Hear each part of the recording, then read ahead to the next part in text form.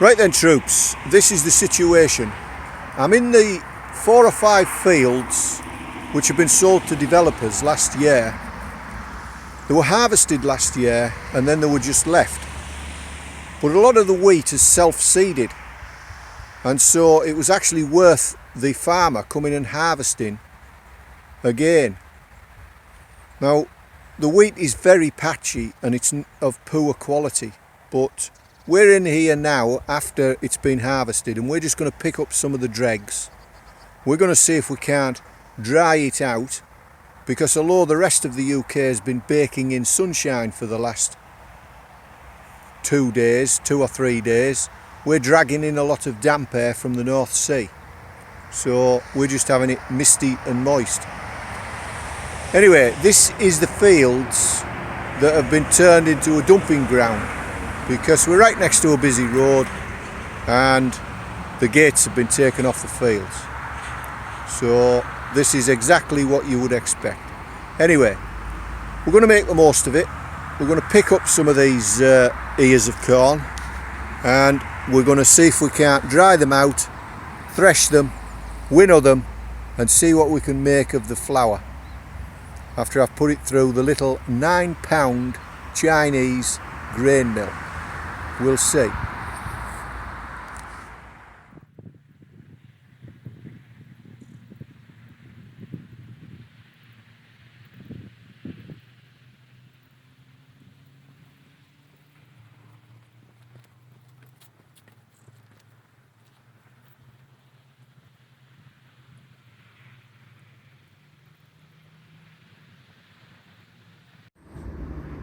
So this is the state of a lot of the wheat, and as you can see it's pretty useless because it's not been fertilised and it's just what's self-seeded from last year. But there are some heads which are of reasonable size.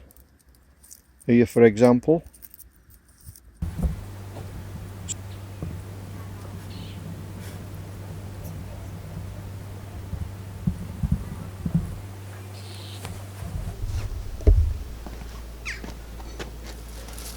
Right, so we've harvested our wheat and what I'm doing now is I'm trying to dry it out, but we've got a sea fret coming in from the North Sea which is making the air very damp, so that's not happening at the moment. But what we want to do is we want to dry it out and then tip it all into a bag. I've got some in there at the moment, so we can close the bag up and then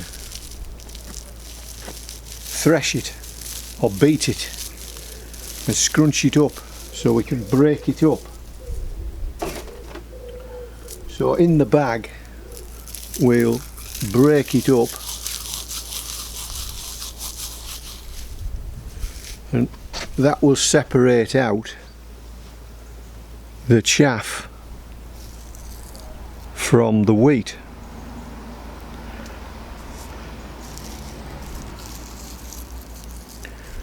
And then it's a good idea just to put it through a sieve, and that'll separate the larger pieces of chaff and let the wheat drop through.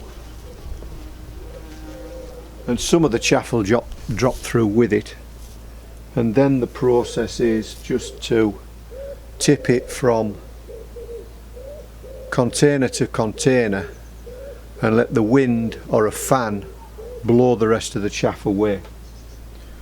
So because due to the weather I'm a little bit behind, I've got some wheat here that I've done previously, fairly clean.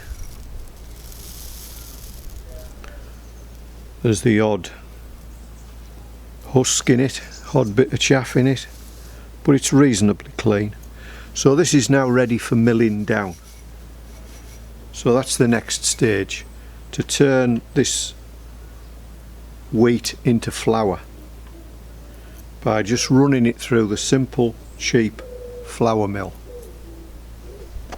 or corn mill.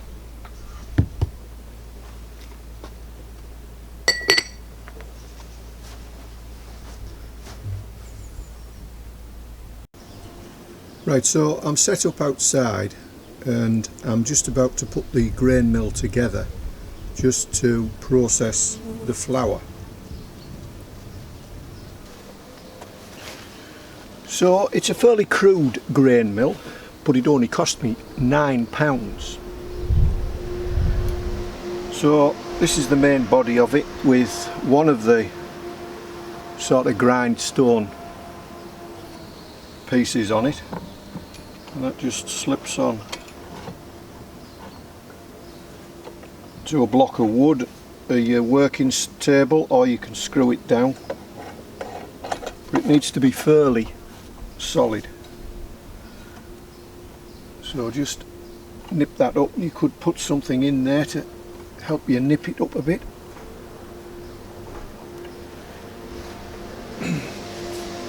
Right, then the auger and the other face of the grindstone goes through here.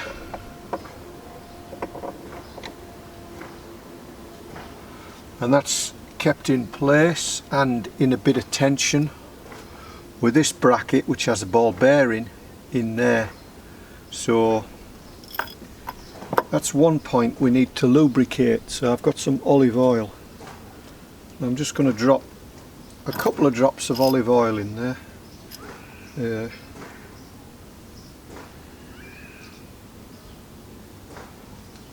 Not too much, otherwise it'll just end up going all over the place.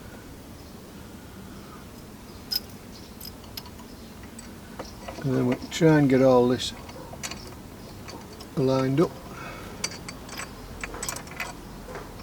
Get the washers in the right place, which we haven't done on the other one.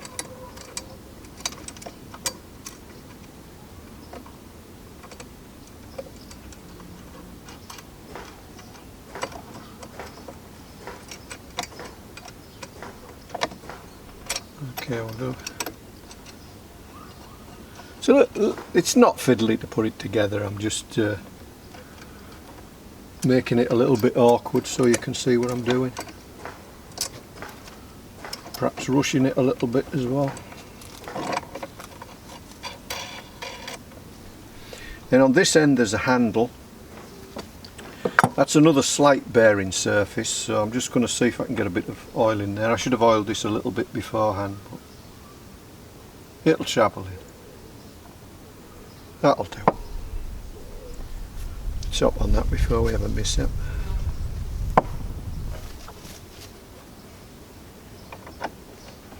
Now these castings are not very good, they're not precise, but they're good enough, they do the job. There might be a bit of settling later. This just locks the handle on.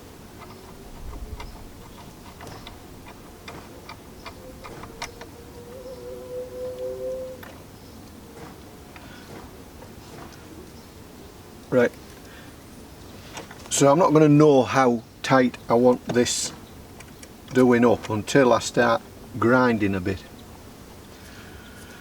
So there's a pot to go on here.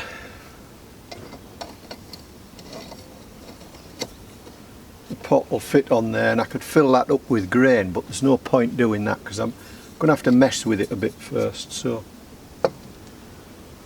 I've got some grain here ready to go. First of all, we need a bowl underneath to catch our flour. Hopefully that's big enough, but because we're outside I've also brought with me some gaffer tape and some paper, some cardboard, just so as I can put a light covering over here to stop the flour from going all over the place. So we'll see if we can get it set up now.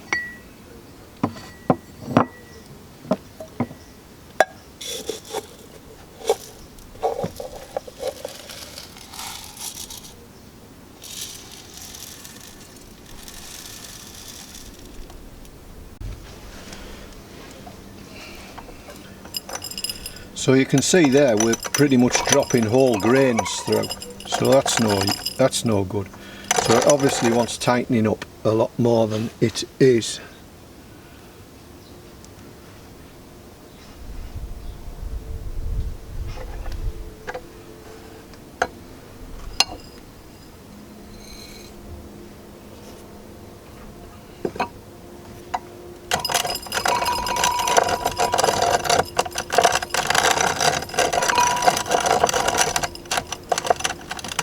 Okay, so we're starting to crack them up now, so we'll just tighten that up a bit.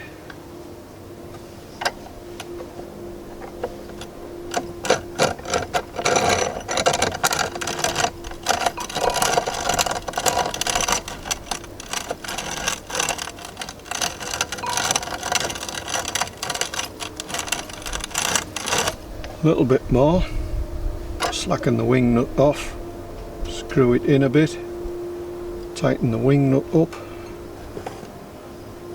can all go back in.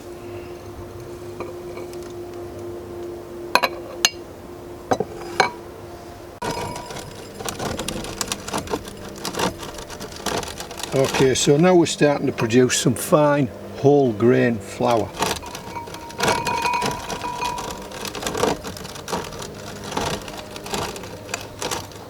And now it's time to put a cover on it to stop it from going all over the place.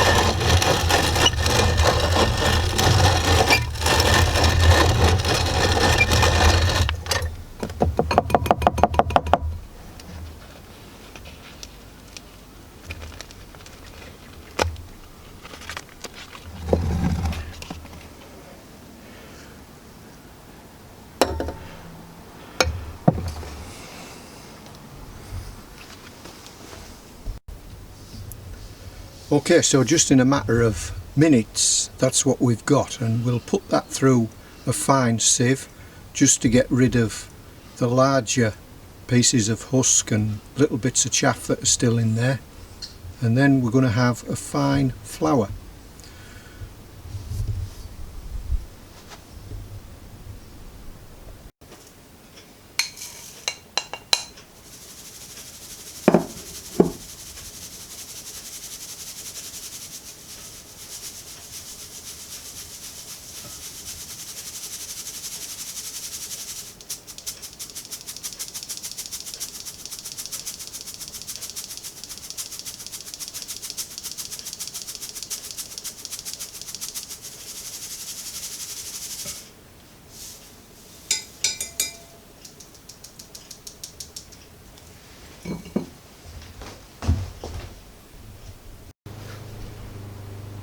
Right, so here we go then.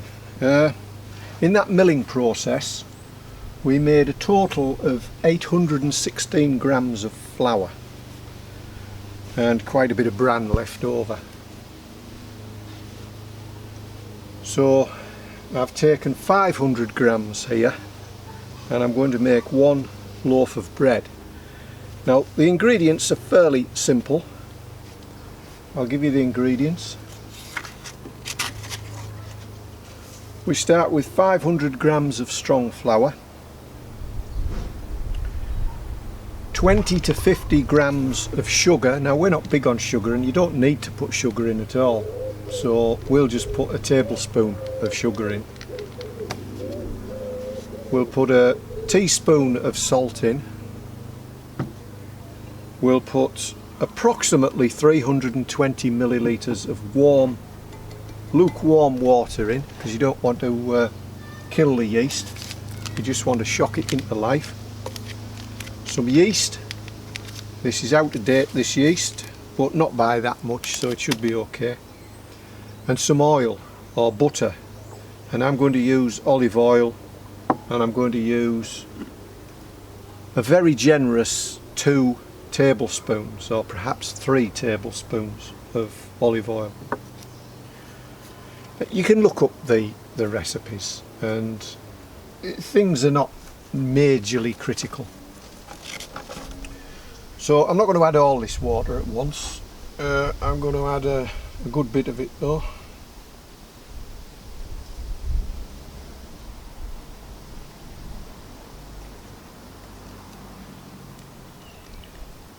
Now I have washed my hands. They do look a bit dirty around the nails, but that's what happens when you're working. And I have washed them in carbolic soap, so that should be alright. So I'm just going to start, in fact I'm going to put the yeast in as well. I'm just going to put everything in. Never open these packets.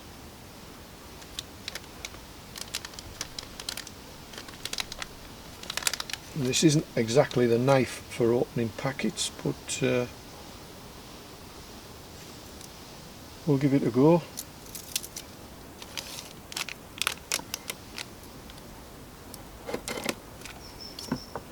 I will get round to sharpening it one of these days, and then it might be half usable instead of just quarter usable. So I'm just sprinkling that around. It's got its own nutrients with it. The sugar will help kick the yeast off as well. So we'll just put 1 tablespoon of yeast in. It's one flaw this knife's got. I never know which way it's supposed to.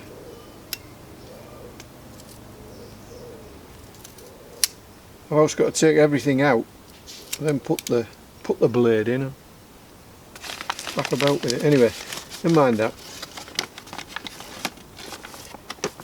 Somebody give me this knife, and so I'm going to use it. That'll do. Mix that in with the yeast.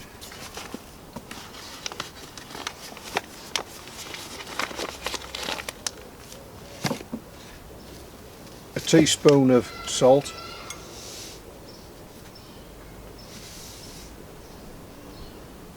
I don't actually want too much salt.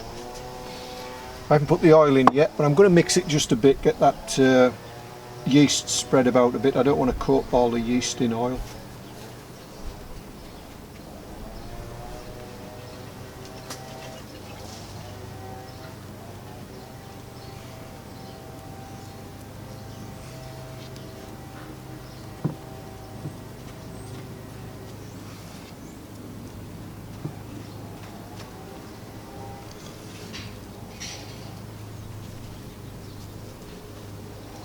Right, I better get the oil in. So I'm going for a generous 2 teaspoons full.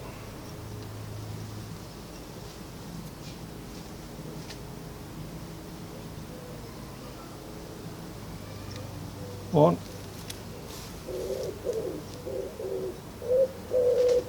2. Down a bit.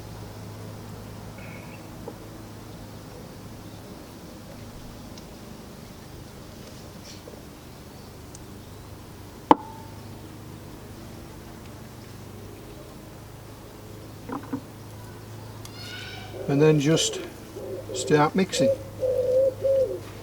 and eventually you're going to have to get your hands in there once it balls up a bit.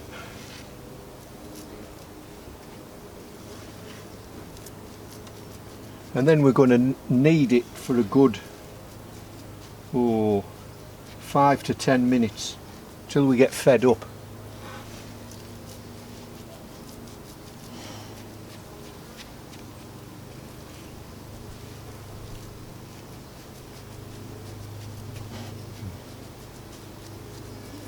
The job of the yeast is to start growing and giving off carbon dioxide to make the bread nice and light. Otherwise it would be solid. In the bag, Chris? Yes. Just crack the bag open so it doesn't blow up like a balloon. Yeah. And then dunk it all in the water. Let the water boil. You could always use that water for your tea, but I like to use fresh water for the tea. If you were pushed, you'd use the hot water.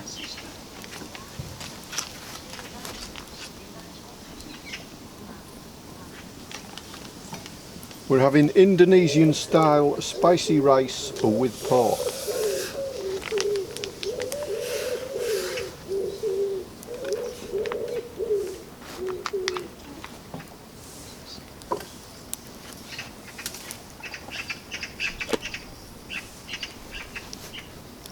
And the fire is getting out of control.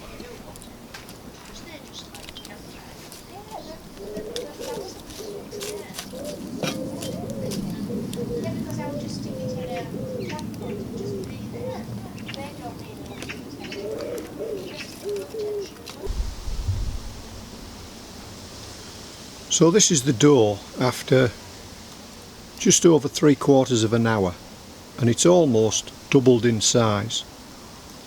So that's good enough to go. So what we're going to do now is grease the bread tray, and we're going to pummel it down a little bit, put it in the bread tray, put the oven on to warm, and give it another half an hour, 3/4 of an hour to rise in the bread tray, and then put it in the oven.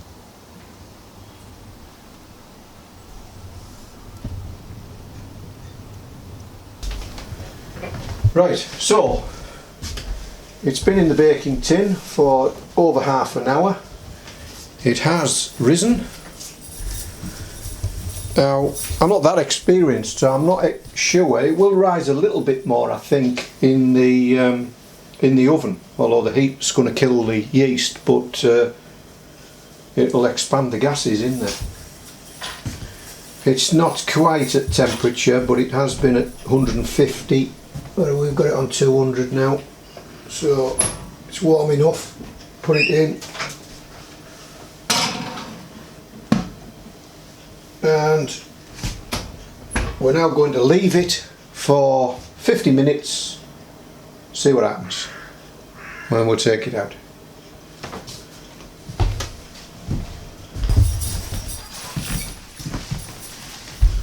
The dog has now told me the bread is ready, so we'll see.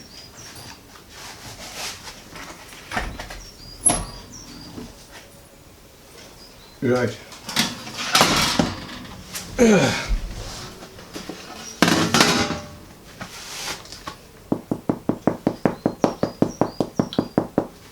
That sounds okay. So what we're going to do now is we're going to take it out and let it cool.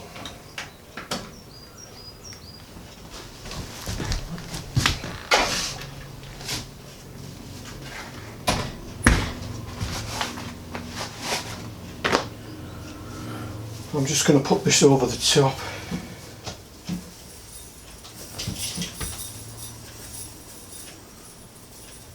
We'll just leave it there for 20 minutes, half an hour, and then it'll be supper time. Bread and cheese.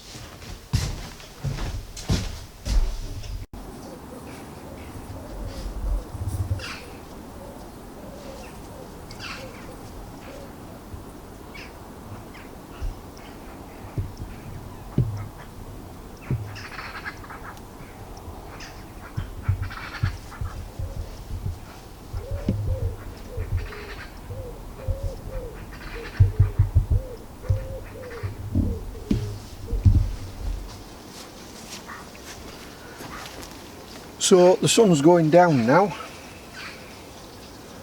and I'm just having my supper, which will be wholemeal bread. I'll cut the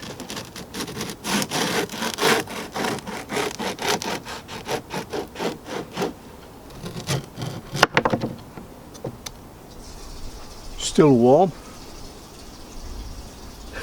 Smells nice.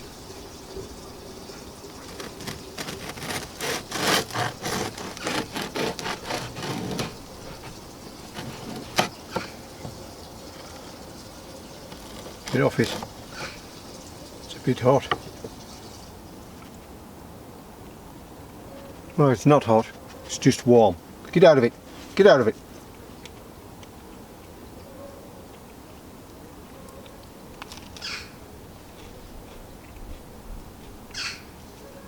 It's quite good.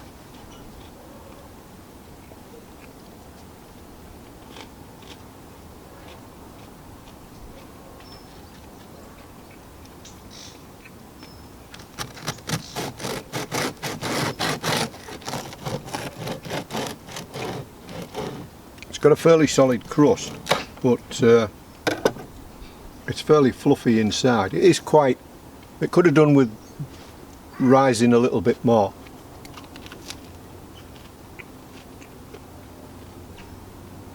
But you get the impression it's a very nutritious bread.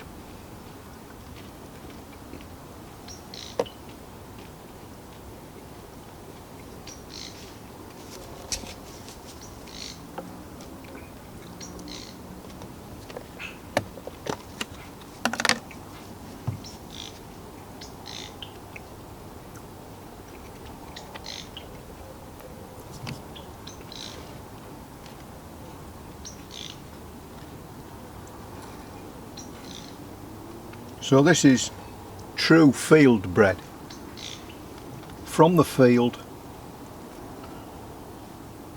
The wheat was harvested by hand,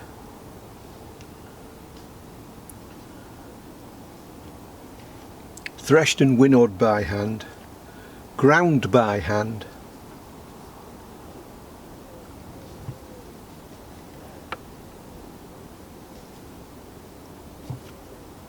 it's been a very labour intensive process. If it wasn't for the fact that I'm taking the dog for a walk as well,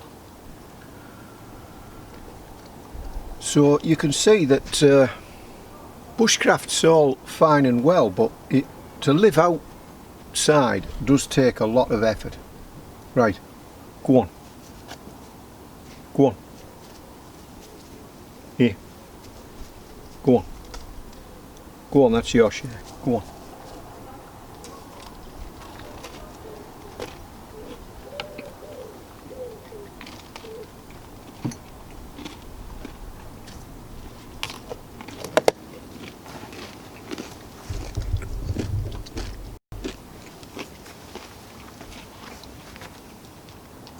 Right, we're losing the battery now, as well as the light.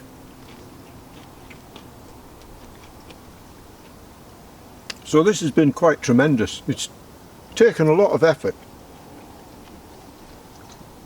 Well, that's a good quantity of food there, and I've got enough to make another loaf half the size. I'm not going to do that, I'll add to it of course.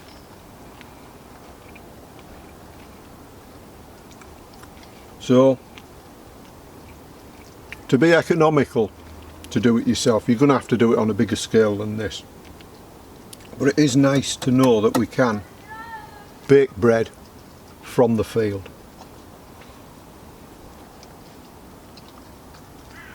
So, I'll just wish you all well.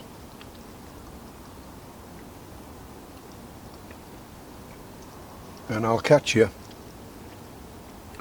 in a few days or a week or so. I'll go and wrap this up now so it doesn't dry out. It could have done with a little bit more rising. It is a little bit solid, but I don't mind that personally.